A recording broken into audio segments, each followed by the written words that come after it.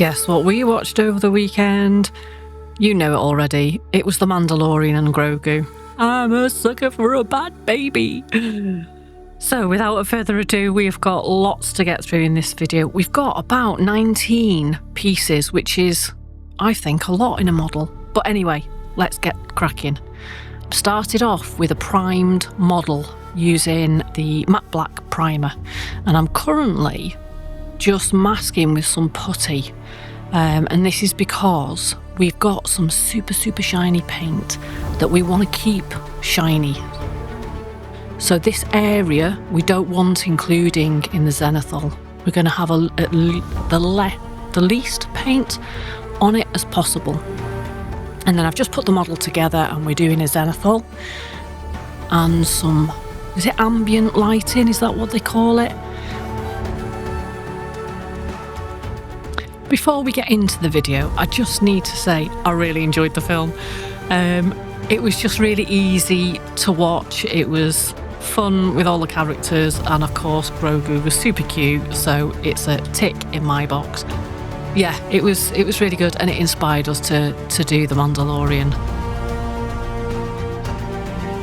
However, back to the painting. So we're just using this Iraqi paint first of all, just to get a colouring down, and then we're going in with a darker sand for all the shadow and the shaded areas.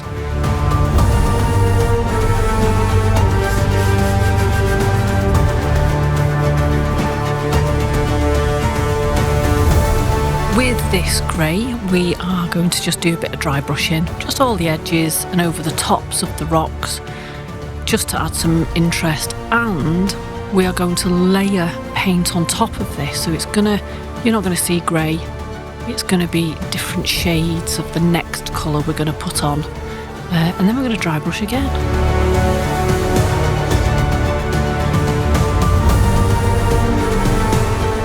And that next layer is a wash.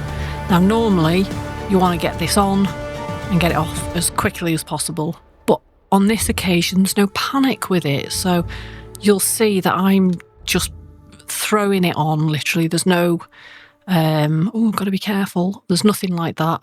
It's just covering the whole model and then dabbing it off.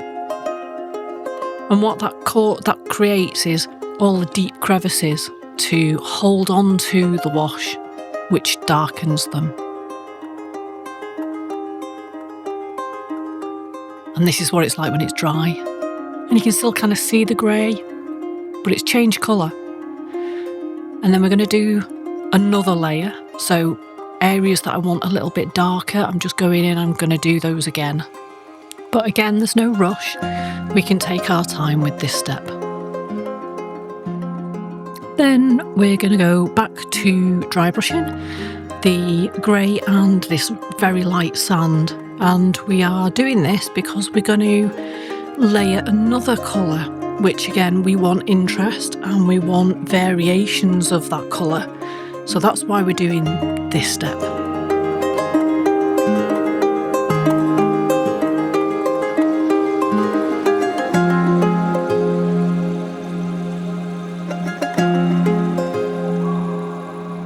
We are going to use a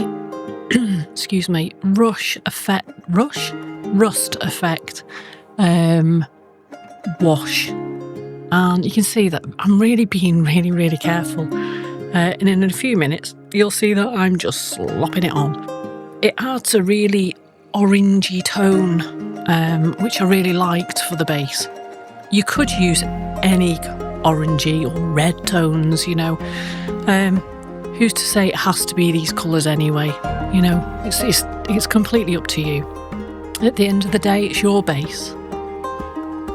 We are now blacking the soles of his shoes, and obviously they're going to be the same.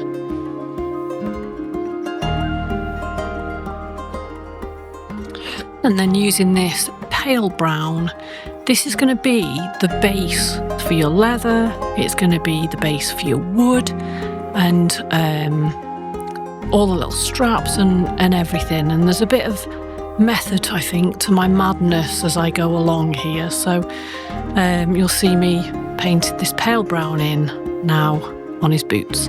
And then I'm going to go over with this mahogany colour. And this, I loved doing this because it added richness to this brown and gave a solid colour to become leather. On reflection, it would have been lovely to have painted all these brown bits brown first and then go back in with the mahogany on over those brown bits.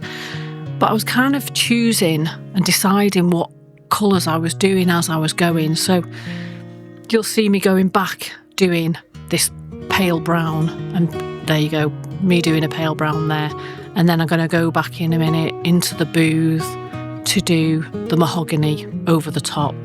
And it would have been easier, obviously, to film it that way, but these things happen. It's real life, and it's work in progress, and that's what you can see here, basically. Me going through that decision-making process.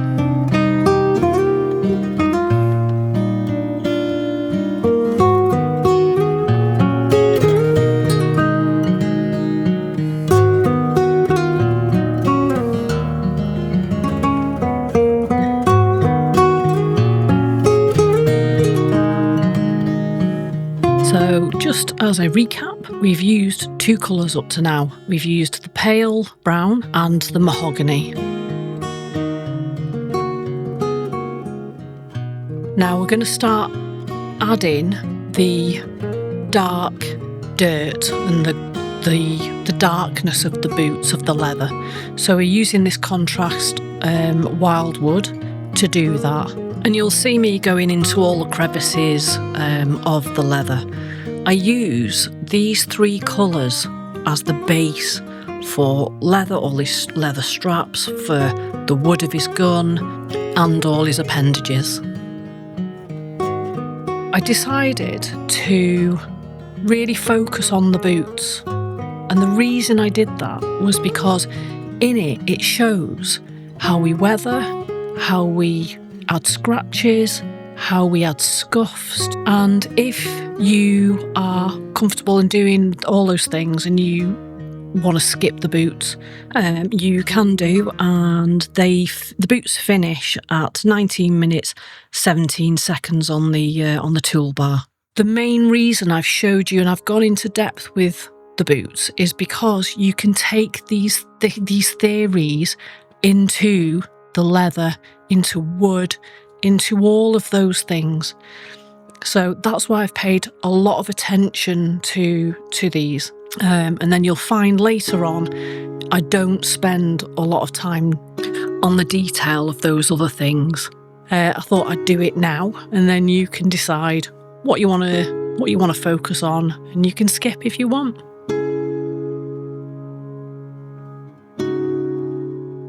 So back to this contrast paint, we are going in the crevices really of the leatherwork, so all the joins, and because that's where the dirt would sit and collect.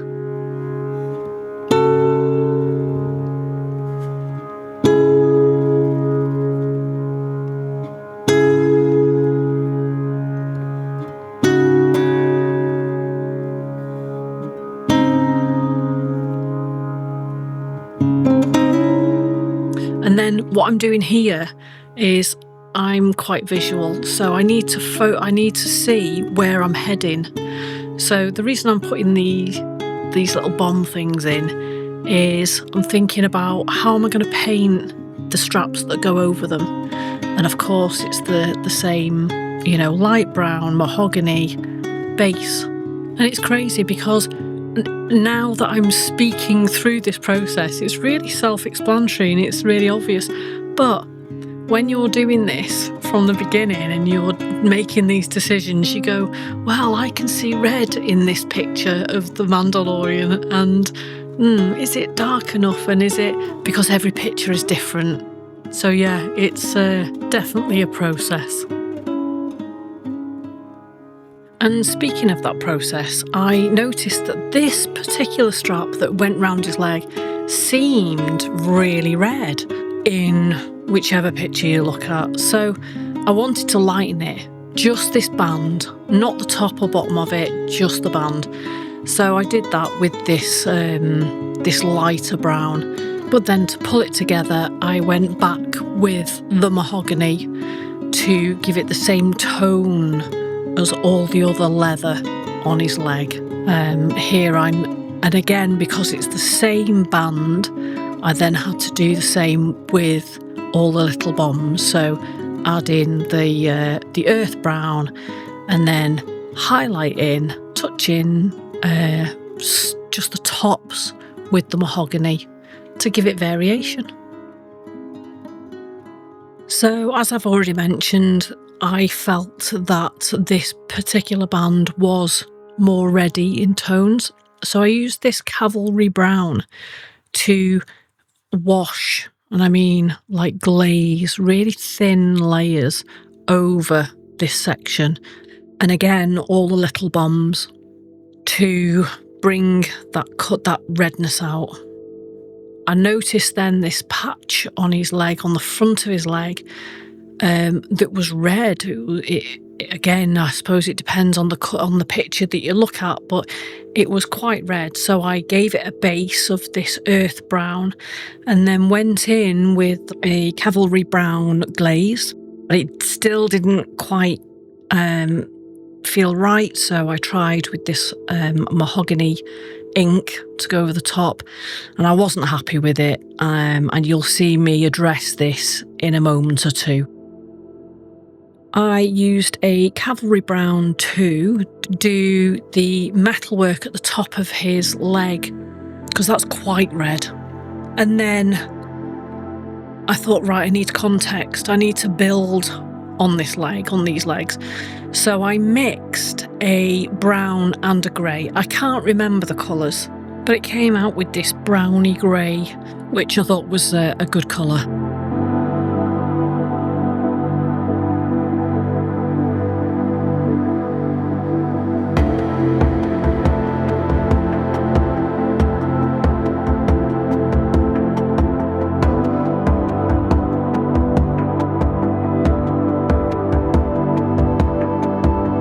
I needed to address the patch on his leg that I felt just wasn't quite right. So using the cavalry brown that was already in my tray, I created a glaze and I just went over it and I scooped off the excess and then wet blended into the band itself. So I blended it in.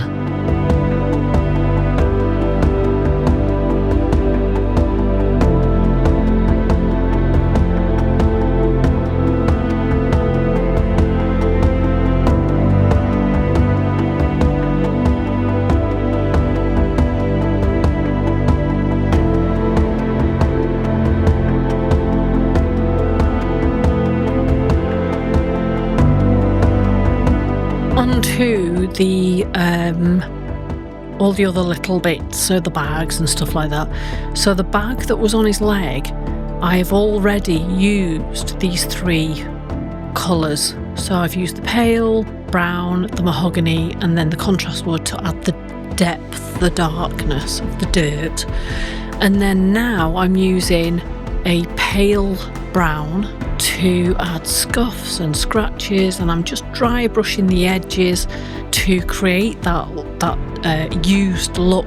Now you can leave this here and it would look great, or you can push your painting skills further by adding a pale sand, and this is going to be your highest highlight, which is going to push that wear further. I'm going to touch up those corners and those edges to go, yeah, this has been worn, you know. And at the moment I know that the cuff, the collar that goes round his leg doesn't match, but we're going to match it.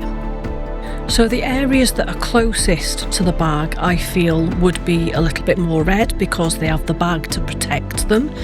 And then later we're going to add scuffs and scratches, and this should pull the cuff and the bag together. You'll also see me just bringing those red tones onto the bag, again pulling those two pieces together.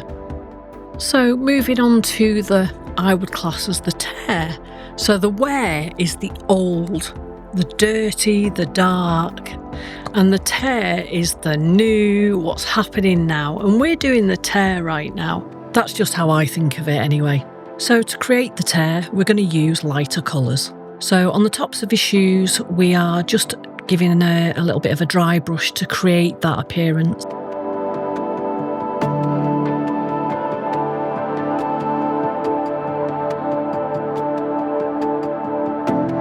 But after saying that, with the light comes the dark, and we need to use a darker, so in this case the contrast wildwood, just to highlight that wear.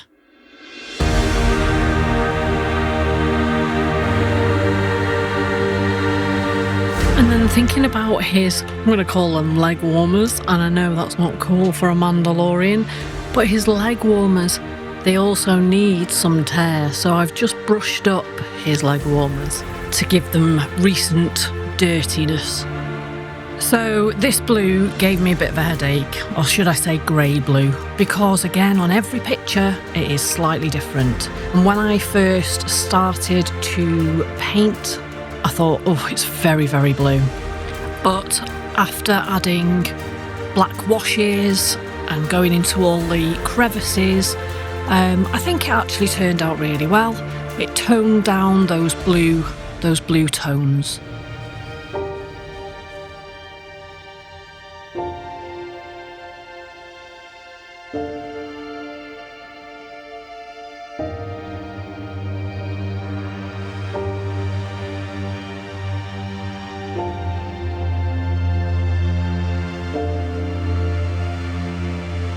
And then, because it was chipped and it was worn and he's kneeled on it and all the rest of it, I went in with this silver and I painted in the silver chips.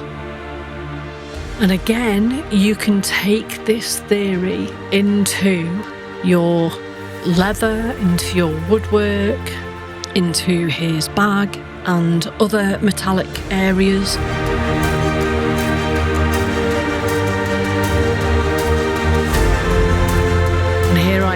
Chipping away at the leather. I'm thinking about where he has scuffed over rocks and knocked his boots on buildings and all of those things. And I feel like for all of 10 seconds I lived the life of a Mandalorian. But it's imagining all those things that helps this process. A little bit of advice that I found helpful is that if you're going to do a light scratch, like I'm doing now, just to go over with that mahogany or highlight it with a dark, the wildwood, and that kind of embeds the scratch. It adds the realism to the piece. It adds, it feels like that scratch should be there.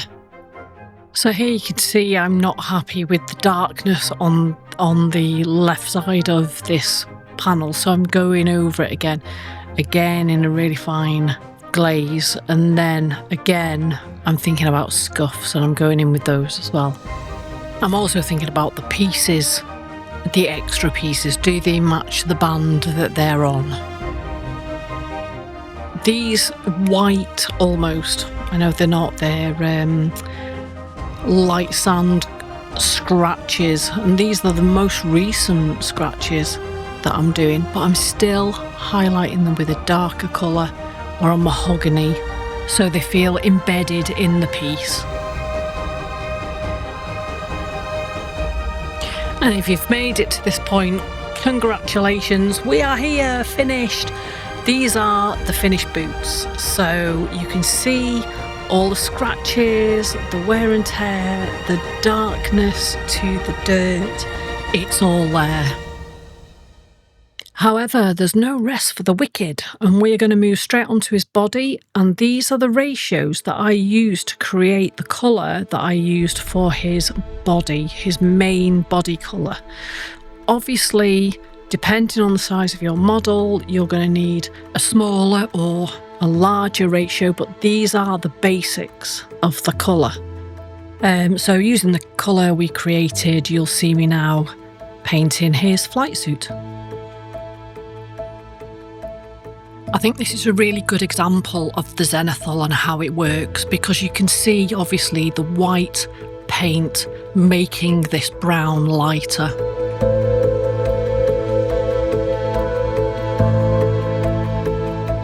And then I'm going in with this grey, this blue grey Model Air for the protection on his legs.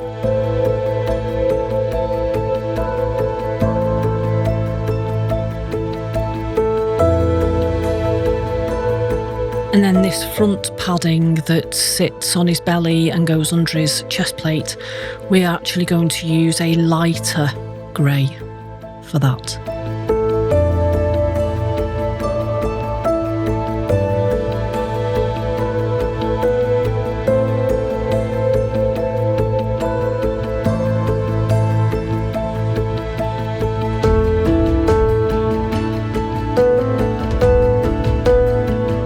Now, my younglings, I would like you to remember what we learnt about the boots, and we're going to use and apply those principles throughout all this leather work. I'm showing you now we don't need to paint the back because it's covered by the cape. And then this section around his waist is pure mahogany ink.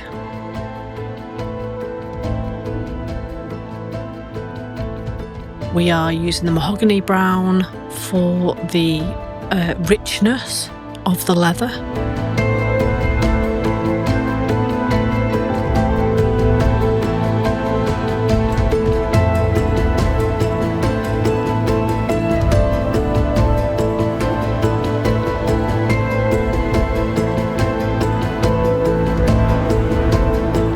We're going to use the same base for his holster and the little bags and all his appendages.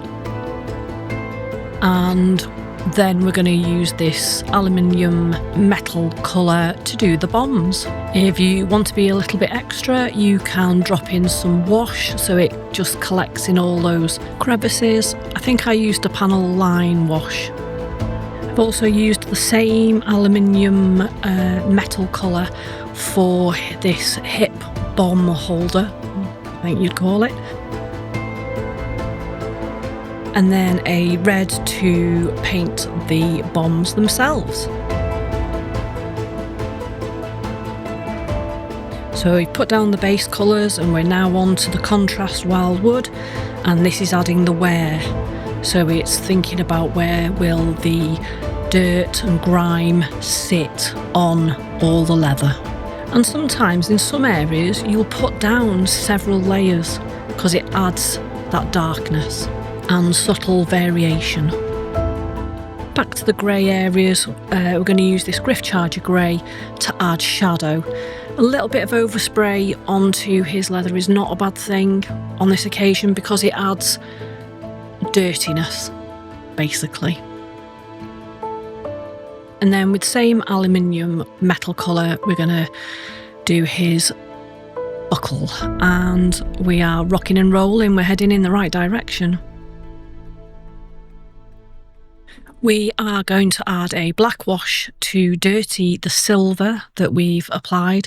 And at this point, you should have done your wear on all your leather. So swiftly moving on to his hands, the fingers, we're going to look at this orangey colour, and it's going to take a couple of coats. We're going to use this brown then to do the handle of the gun.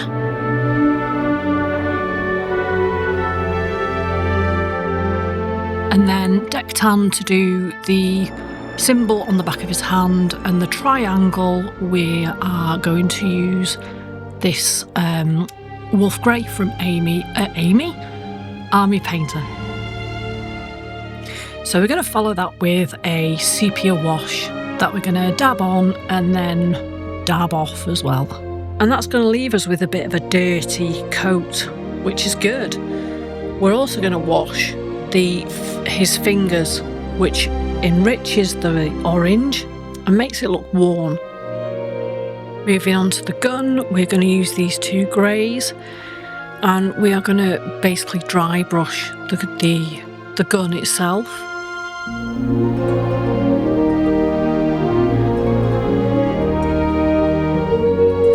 going to add edge highlighting. So it's just running the brush along the edges.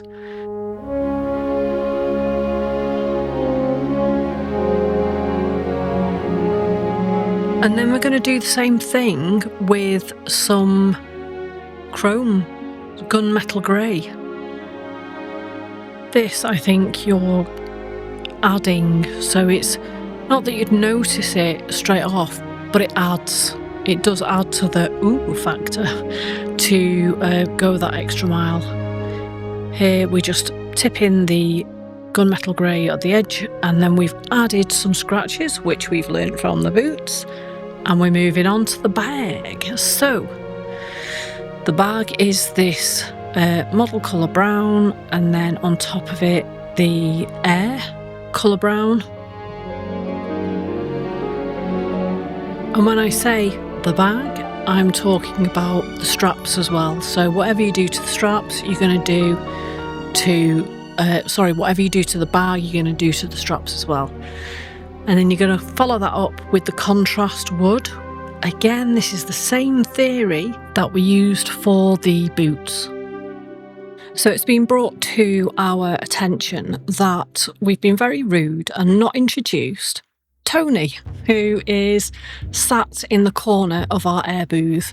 We actually call him Test Tony because, as you can see, he changes colour with every spray of our airbrush, and we're testing paints on him. He was possibly the first thing that my husband printed, so he's a bit sentimental, and he sits there and he's tested on.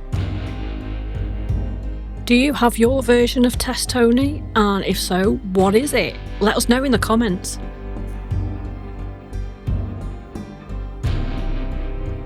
So just returning to the bag, when we think about the process, it's the same as the boots. It's the same process where we're going to use lighter upon lighter upon lighter colours to scuff the bag, but we're going to highlight it with the dark. So that's a very visual thing that we're going to do. And I suppose it's using your judgment of what looks right. Where is your light coming from on your model? And that's going to be different for everybody. So, on to Grogu, the cutest thing. We're using these two browns. We've used one for his body. We've used the same pale brown for the collar and cuffs of his outfit. And then we're going to do this. We're going to use this sand, this very light sand, for his cuffs of his outfit.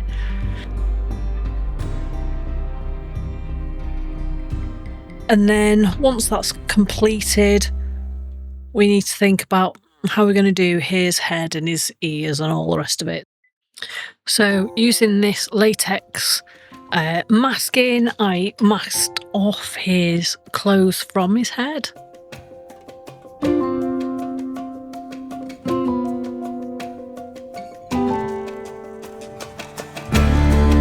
And then when I knew the area was safe, I used these two greens.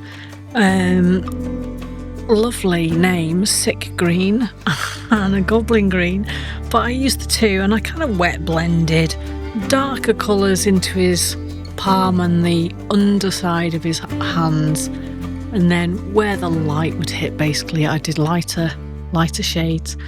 And then again, in the airbrush, I picked the lighter green and I covered that because I knew that he had been zenithal, so the lightness would come through. I then went over with a green wash into all his creases just to highlight those areas. Initially using a deck tan, I did his nails and then I dirtied them using this sandy brown, which is a bit gross really. I went on to use an orcish dermis for a glaze so I could do his ears and his cheeks. And you can see me building. This took quite a while to build those colours. For his eyes, I used a deck tan and I coated the entire eye. Even though I went back in with a black to do a large pupil, I was going to try and do a dark brown iris, but it was just a bit too small for me. And then onto his blaster. I used the Wildwood contrast paint for the wood on the gun, and that was just over a matte black base. I used a gunmetal grey for the grey bits and an old gold for the gold bits. The prong we're going to talk about later on, and then the wood, you need to go back to the boot theory, should we say. Now then, I've got SMS on the screen. This is the base coat for your ultra shiny silvers, and you can see the difference here in these two. The left being the SMS jet black and the other being just primed. And we're going to layer over hyperchrome dark tone over the top of this, and it really brings out the shine. Without that jet black, it's pointless. You need that jet black. And I'm going to do it on every single piece of his armour. I'm also going to use the hyperchromed on the prongs of his gun. And it's this shine that is going to help emphasise these true metallic metals that I'm using. So I'm using a sapphire blue, a ruby red, and one of the yellows as well. All true metallics. The only advice that I can give for this particular section is to go slow and steady, and if you make a mess, then obviously yes, go back to the beginning, but just be aware that every time you add another layer of the black and then the silver, you're going to lose some shine, so it's not going to remain as shiny, so bear that in mind.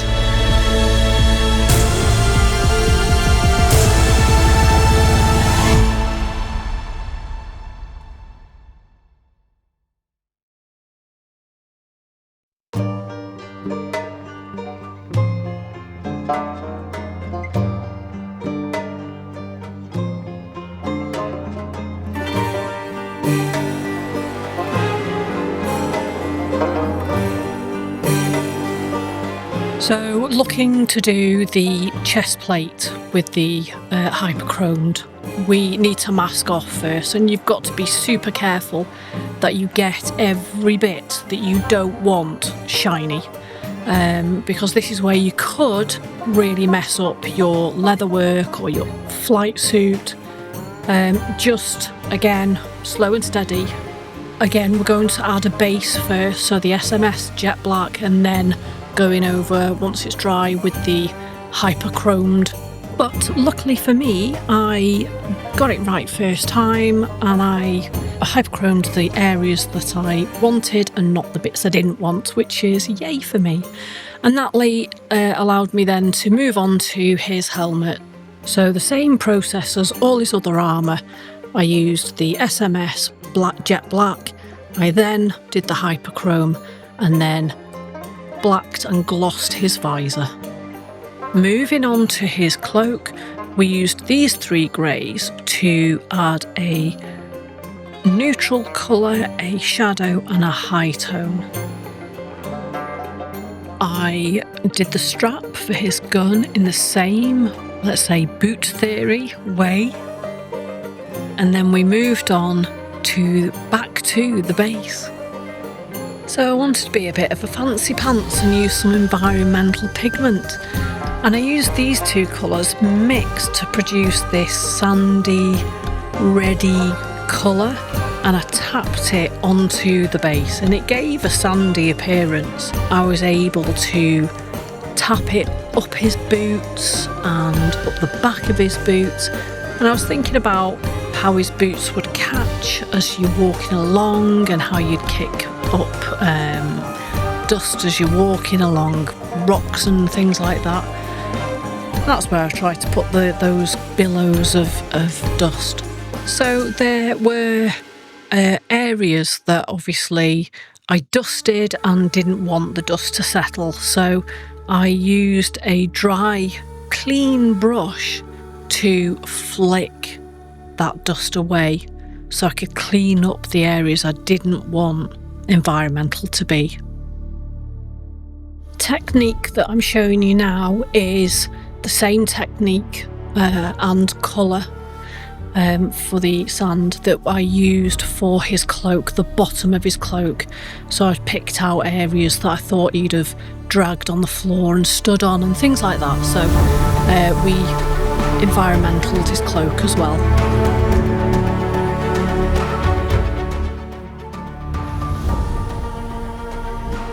And then over to the booth to use a pigment binder into the airbrush to bind the environmental material. It's not easy, it does kind of spray it everywhere, but persevere.